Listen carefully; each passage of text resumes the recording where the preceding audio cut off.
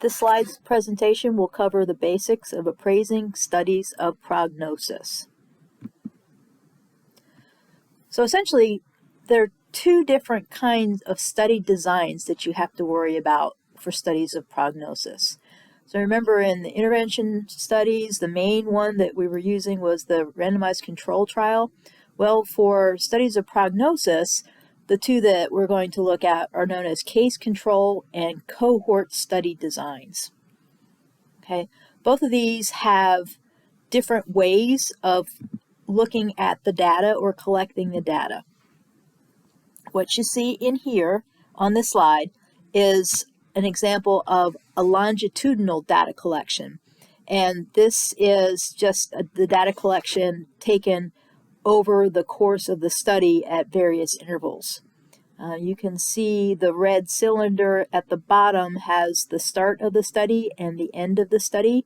And here they've taken measurements at the start, a quarter way through, halfway through, 3/4 of the way through, and then finally at the end of the study. So this is an example of a longitudinal data collection. In contrast to this, these studies can also use what's known as a cross-sectional data collection. In a cross-sectional data collection, they simply take one measurement. So whatever their outcome measure is, they're just taking it one time.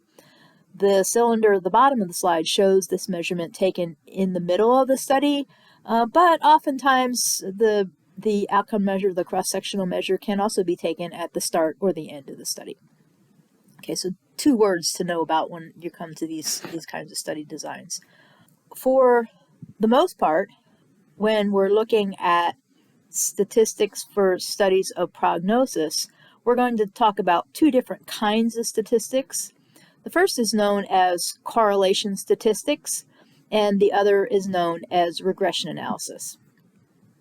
Okay, so correlation statistics just give you the magnitude of the relationship between two variables.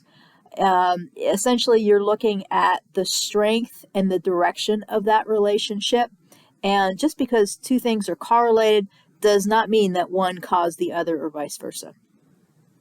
Okay, the other kind of statistics we're going to look at is regression analysis. And by doing regression analysis, you can allow predictions to be made. So you can actually predict one variable by knowing what the other variables are. So examples of this would be on the right-hand side of the slide. The top scatter chart shows latitude on the x-axis and mortality on the y-axis. Okay, and this is mortality due to skin cancer. And you can see that the lower the latitude, the higher the amount of the mortality from skin cancer. And as you increase in latitude from 30 to 50 or 47 or so, you can see that the mortality from skin cancer goes down.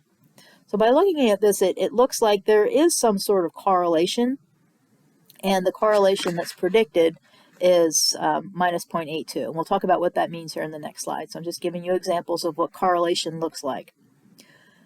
Using regression analysis for these two variables, again, we'll go over this later in the slides presentation, you're taking those numbers, and regression analysis allows you to create a best fit for the points on the scatter plot, creating a straight line. And knowing the equation for the line, you can actually predict that based on a certain latitude, there should be this much mortality from skin cancer. We're going to start first by talking about correlation statistics, and then we'll progress on to regression statistics at the end of the slides presentation. So correlation. Looking at a correlation between two variables can be done using statistics to derive a value known as R. Another name for R is Pearson's correlation coefficient. R allows you to determine the strength or degree of a relationship between two variables. And the value of R indicates both the strength and the magnitude of the relationship, as well as the direction of the relationship. So the best way I know to describe this to you is to look at the charts here. A perfect correlation, if two things are perfectly correlated, meaning that an increase in one causes an increase in another in exactly the same amount, you'd have an R of +1. Okay, the plus indicates that the relationship is increasing for both of the variables, and the 1 indicates that it's a perfect relationship, i.e. you can draw a straight line through all of these scatter points and everything fits perfectly. Okay, that's what's shown at the top left-hand side in the scatter plot. Moving over to the far right-hand side on the top, you see an example where the R that was calculated for those points with the best fit of the line is equal to 0.75. This means that, yeah, when one variable increases, the other variable increases as well, but all those points don't fall on one straight line. Okay, if they don't fall on one straight line, then they're not 1, they're going to be 0.75. Another example, if you move down to the second batch of graphs there, on the far left-hand side, you see an R of -1. Again, all of the points fall directly on that straight line that's drawn through the points. However, there's a negative sign in front of the 1. This indicates that as one variable increases, the other variable decreases. Okay, and again, it's an R of 1 or -1 because everything falls on that line. But if the R is really 0.75 or -0.75, you can see the corresponding plot for that.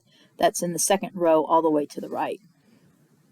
If there's absolutely no relationship for these two variables, you can see that on the bottom panel where it's just scattered points. You're not really able to draw a line or a best fit through any of those points, and that's considered an R of 0. So the best fit is going to be an R of 1. The worst fit, indicating absolutely no correlation between these two variables, is an R of 0. Points are just scattered all over the graph without any relationship, positive, negative, or correlated. So in general, studies R can vary anywhere from 0 to 1 or 0 to -1, but how do you know if something's correlated or not? I mean, these scatter plots show an association of 1 to 0.75, but you can actually have an R of 0.5 as well. So is that a good relationship or not? Do they correlate? Do these two things correlate? The way that I like to think about it is in terms of grades. So for example, if you got 100 on an exam, you obviously know the material very well. You're very confident that there's a good correlation between your knowledge and your test score. But if you got an exam score of 75, or in this case 0.75, that's not so good, right? So your knowledge might not be good enough to actually prove that you know the material. Okay, by contrast, if you got a 50% or a 0.5, if your R was 0.5, then you think, no, I don't know anything at all. I don't feel really good about my knowledge, and my test score indicates this. Okay, so moving on, you can take the R value and square it. So, for example, if you have an R value of 0.5, 0.5 times 0.5 is 0.25. Okay, R squared has a special name, and it's called the coefficient of determination.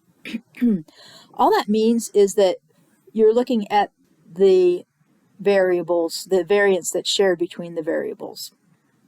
So an example would be looking at the Venn diagram on the right-hand side of the slide. You have a circle representing height and a circle representing weight. Okay, if the R there was 0.5, the R squared, which is the shaded portion, is going to be 0.25. And this indicates that only 1/4 or 0.25 of the variance of one variable can be explained by the other variable.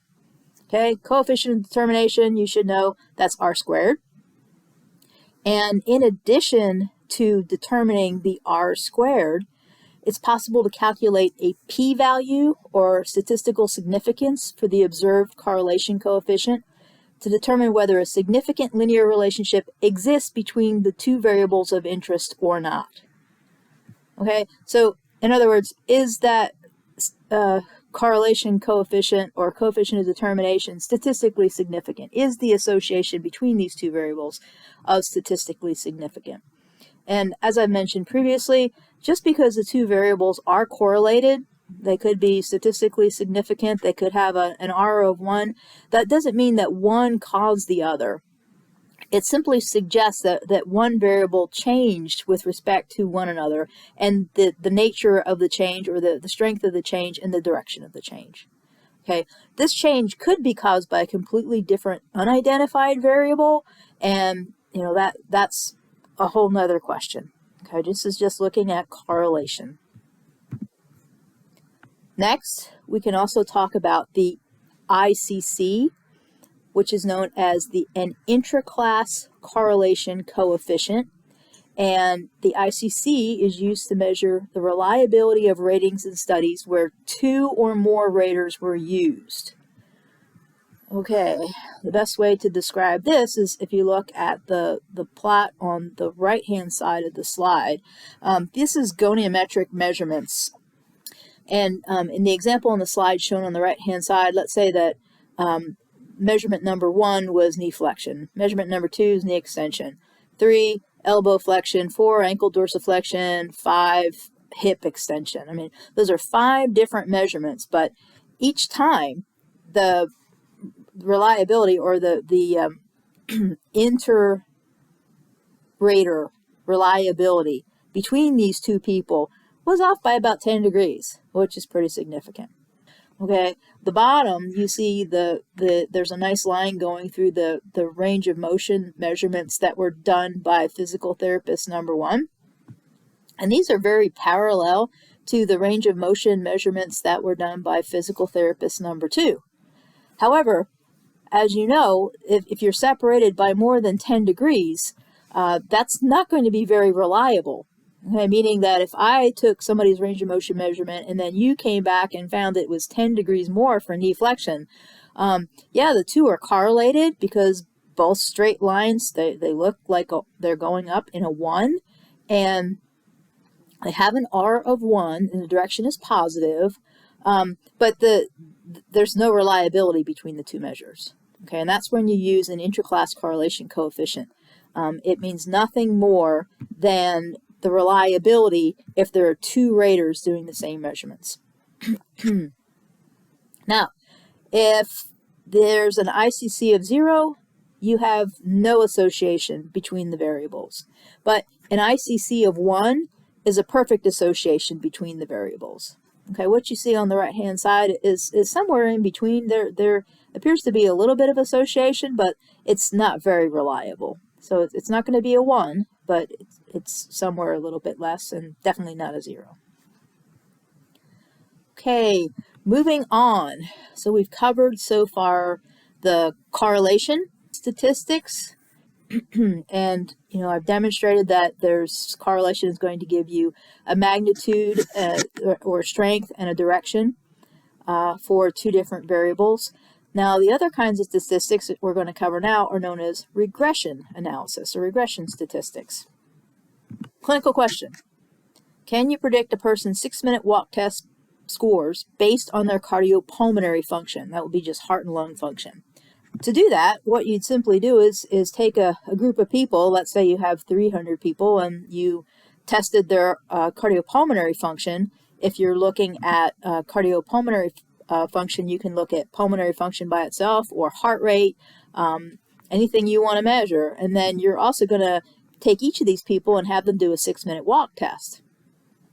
Okay, what you see on the next slide is this information plotted on a scatter plot where the 6-minute walk test was used, and that information is plotted on the y-axis.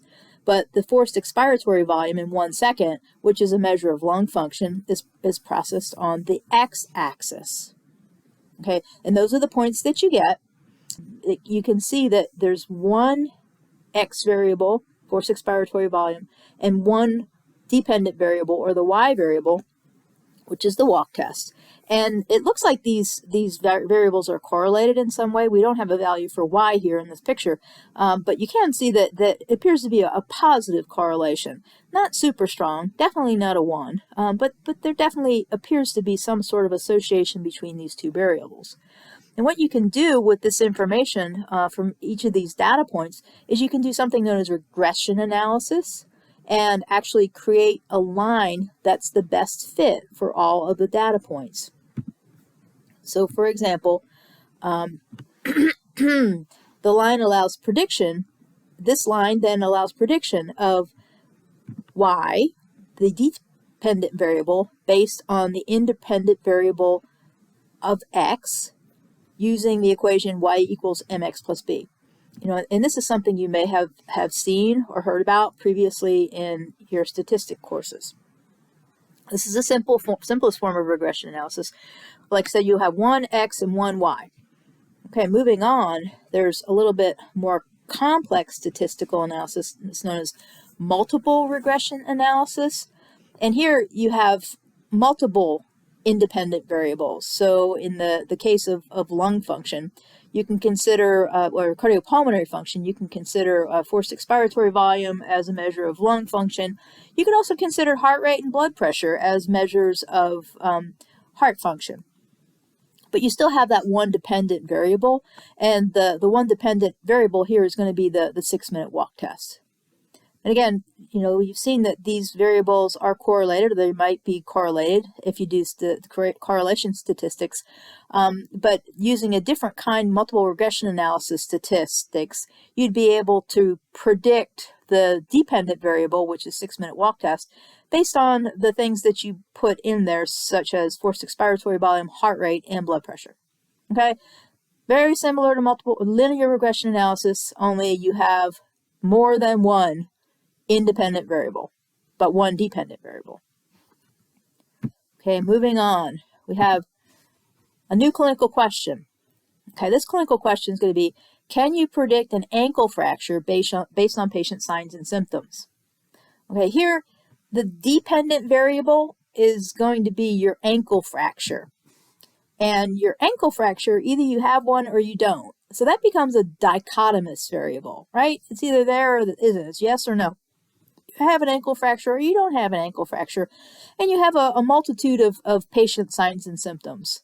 So the difference between multiple regression and this kind of analysis, which is known as logistic regression analysis, is that you have multiple independent variables and one dependent variable that's dichotomous, whether you have an ankle fracture or not. Okay, so the multiple independent variables, you can look at things such as swelling, bruising, tenderness to palpation. Lots of different things that I can think of that might correlate with ankle fracture. Okay, you use logistic regression analysis then, using these variables to see which of these signs and symptoms actually correlate with a fracture. Okay, and then when you do the logistic regression analysis, it allows you to predict which variables most strongly correlate with the presence of an ankle fracture. And a lot of times this is how they make clinical prediction rules, which you'll learn about more in orthopedics.